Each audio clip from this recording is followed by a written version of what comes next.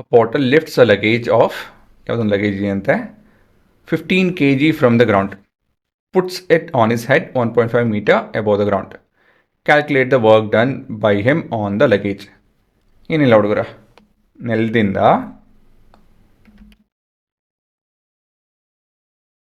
ಇಲ್ಲಿಂದ ಇಲ್ಲಿವರೆಗೂ ತಲೆ ಮೇಲೆ ಇಟ್ಟ. ಸೊ ಇದರ ಹೈಟ್ ಇದೆಯಲ್ಲ, ಈ ಡಿಸ್ಟೆನ್ಸ್ ಬಂದು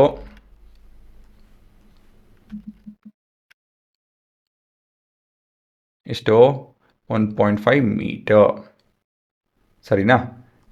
ಇದರ ತೂಕ ಅಲ್ಲ, ಮಾಸ್ ಬಂದು 15 kg. ಸರಿನಾ? ಸೊ ಏನೇನು ಗಿವನ್ನು? We have the displacement which is 1.5 metre. ಅದನ್ನು ಹೇಗೆ ಬರೀಬೇಕು? 15/10 ಮೀಟರ್. ಸರಿನಾ? ಸೊ ಯಾವುದೇ ಡೆಸಿಮಲ್ನ ಫ್ರ್ಯಾಕ್ಷನ್ ಅಂತರ ಬರ್ಕೊಬೇಕು. ಮತ್ತೇನಿದೆ? Mass which is 15 kg. ಡೈರೆಕ್ಟಾಗಿದೆ, ಇದು ತೊಂದರೆ ಇಲ್ಲ. ಮತ್ತು ಮುಂದಿಂದು ವರ್ಕಿಂಗ್.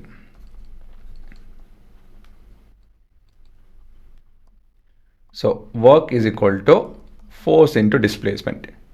ಡಿಸ್ಪ್ಲೇಸ್ಮೆಂಟ್ ಇದೆ ಅಂದರೆ ಫೋರ್ಸ್ ಇದೆಯಾ? Do we know the value or expression for the force? ಎಲ್ಲ ಕಾಣ್ತಾ ಇದೆಯಾ? ಫೋರ್ಸ್ ಇನ್ಫಾರ್ಮೇಷನ್ ಕೊಟ್ಟಿಲ್ಲ. ಹೇಗೆ ಕಂಡುಹಿಡಿಬೇಕು? ಏನಿರ್ಬೋದು? ಇದಕ್ಕೋಸ್ಕರ I will draw the free body diagram of the luggage. ನಿಮ್ಮ ಕ್ಲೂ ಕೊಡ್ತಾ ಇದ್ದೀನಿ, ನೀವು ಯೋಚನೆ ಮಾಡಿ ಅಲ್ಲಿವರೆಗೂ.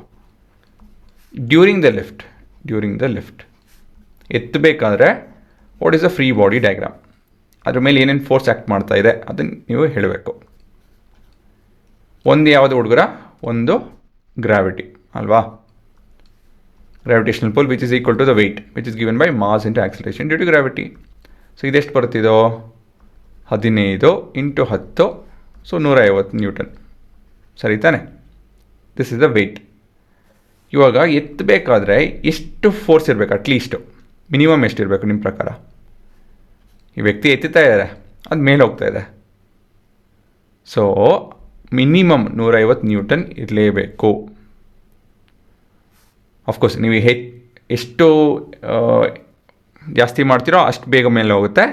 ಬಟ್ ನಾವು ಅದನ್ನು ನೋಡ್ತಿಲ್ಲ. ಆನ್ ಆ್ಯಾವ್ರೇಜ್ 150 ನ್ಯೂಟನ್ ಅಟ್ಲೀಸ್ಟ್ ಇರಬೇಕು ಅಂತ ಹೇಳಿ ಇದನ್ನು ನಾವು ಡಿಸೈಡ್ ಮಾಡ್ಕೊತೀವಿ. ಇದಕ್ಕಿಂತ ಕಾಂಪ್ಲಿಕೇಟೆಡ್ ವರ್ಷನ್ ಮಾಡೋದಕ್ಕೆ ಹೋಗಲ್ಲ. So basically the force that is required, ಎಷ್ಟು ಬೇಕಾಗುತ್ತೆ ಫೋರ್ಸು ಅಂತ ಹೇಳಿದ್ರೆ it will be equal to the weight of the object ಅಷ್ಟೇ. ಸೊ ಇದೊಂದು ನೀವು ಜ್ಞಾಪಕ ಇಟ್ಕೊಂತು ಅಂತ ಹೇಳಿದ್ರೆ ಇಂಥ ಪ್ರಶ್ನೆಗಳು ನೀವು ಉತ್ತರ ಕೊಡ್ಬೋದು. ಸೊ ಇಲ್ಲೊಂದು ಸ್ಟೇಟ್ಮೆಂಟ್ ಬರೀತೀನಿ ನೋಡಿ. The force required to lift the object is equal to the weight of the object which is nothing but 150 Newton. ಸರಿನಾ? ಸೊ ಇದೊಂದು ಈ ವಿಷಯ ಒಂದು ನೀವು ಕ್ಲೀನಾಗಿ ಅರ್ಥ ಮಾಡಿ ಮುಂದುವರಿಬೇಕು. ಸೊ ಇದು ಮುಖ್ಯ ಆಯಿತಾ? ಎನಿ ಲಿಫ್ಟಿಂಗ್ ಪ್ರಶ್ನೆ ಬಂದಾಗ ಈ ರೀತಿ ನೀವು ಯೋಚನೆ ಮಾಡಬೇಕು. So the weight is equal to 150 into 15/10 which is 1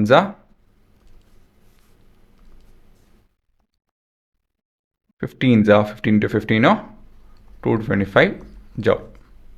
ಸರಿನಾ? ಸೊ ಕೊನೆಯದಾಗಿ the work done by porter on the luggage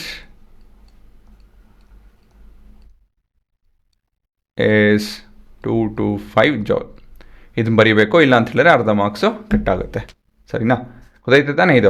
ಇದೊಂದು ಕಂಡು ಹುಡುಗರ ಇದನ್ನು ಅರ್ಥ ಮಾಡ್ಕೊತು ಅಂತ ಹೇಳಿದ್ರೆ ಈ ಪ್ರಶ್ನೆ ಸುಲಭ ಆಗುತ್ತೆ. ಆಯಿತಾ?